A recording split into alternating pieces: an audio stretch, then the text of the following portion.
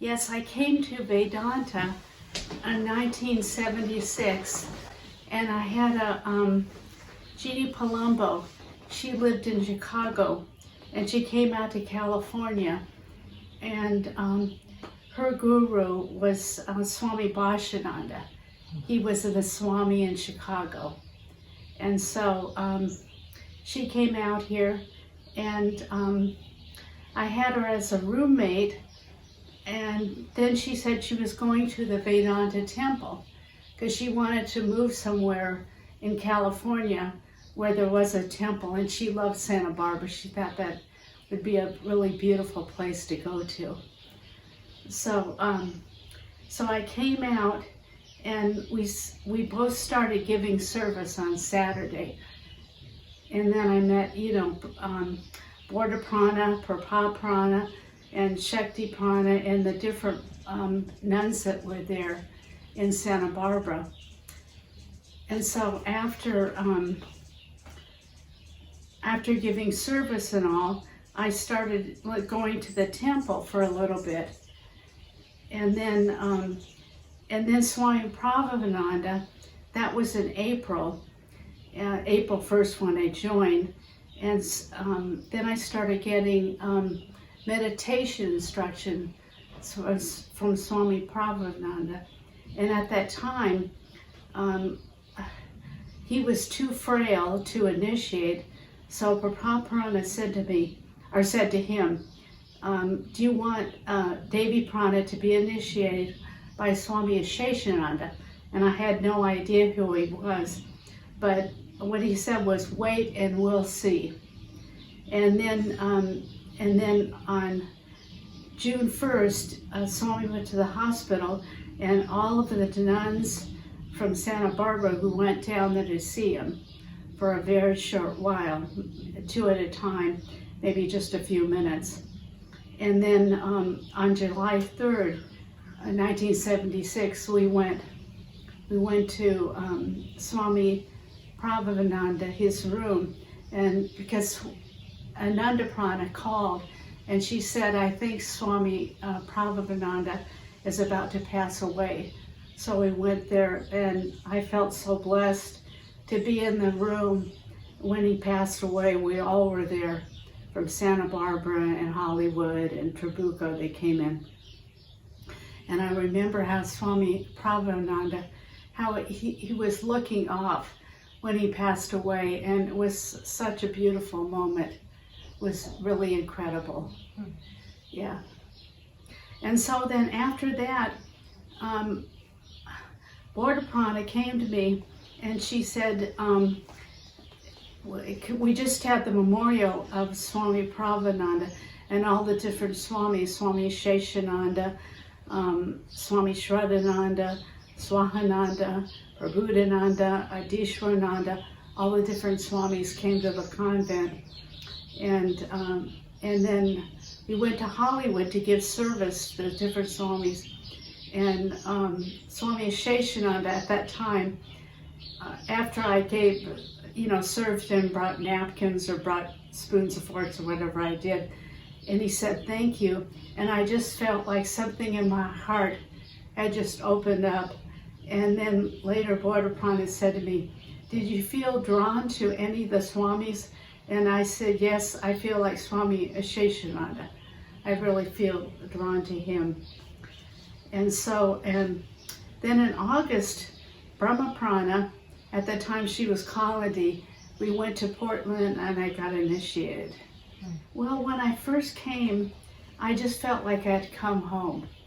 It was, I felt really drawn. I would help in the garden and help clean. And when I first joined, I kept doing the house and the back house because I wasn't initiated. But then Swami Pravrajika said, anyone that lives here can carry the Lord's tray. So I carried the Lord's tray down to the convent. And Pravrajika was she was so even-minded. I remember that if a couple people would come to her asking, telling, the difficulties they had, she would always hear both sides. She was as she said, Swami Pravrajika made her the manager, and she was really good. And then Deviprana, I felt so fortunate. Pravrajika and I went to India with her, and that was a wonderful thing. And Deviprana, she felt like she was walking on air whenever she was in India. And we would go over which places we wanted to go to. And Pravrajika and I would talk about which places we felt drawn to. And then when we were over there, Deviprana, the three of us were really sick, and we were going to go to the Taj Mahal. And at that time, we were too sick to go, and Deviprana said, I guess we can still go. Do you still want to go? Even though the three of us were sick, she was so wonderful. And so it turned out we never went to the Taj Mahal. We were just too sick. Yeah. Yes, I think they all did, just by their example. Yeah, they were wonderful. And Deviprana, we were in the room when she passed away, and that was such a powerful thing. Shaktiprana was sitting next to her, and Deviprana leaned over, and I guess she was having a heart attack, and at that time she passed away. We were in the room when she passed away, and she always said she wanted to be surrounded by her sisters and them chanting the Lord's name, and that's exactly what happened. Yes, it was wonderful, very inspiring. And when Swami P passed away, Pravrajika, we were all in the room on July 3rd, and that was a wonderful experience too. Yeah, Deviprana, she loved music, and she loved gardening, and her greenhouse, she had the most beautiful orchids that she grew for the different worships, especially the big worships. And she was, and we all, I think of Pravrajika and myself, and I think Amala, we had a garden that we all worked in. It was, we all had 4 different areas. Each of us had one different area. We grow vegetables or flowers. Deviprana she was the best pujari. She used to do all the main homa fire, all that kind of worship.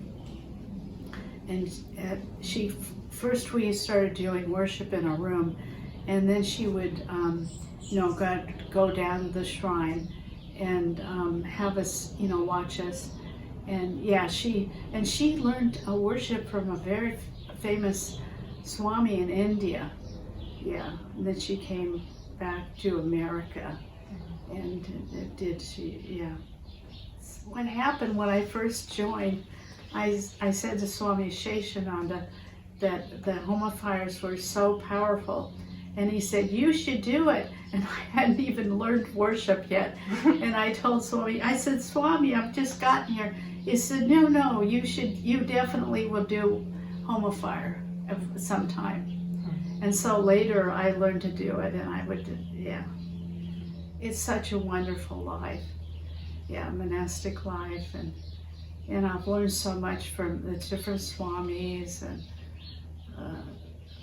Swami Sheshananda going up there, and Mother's disciple, and being so blessed to be I was thrice blessed by him.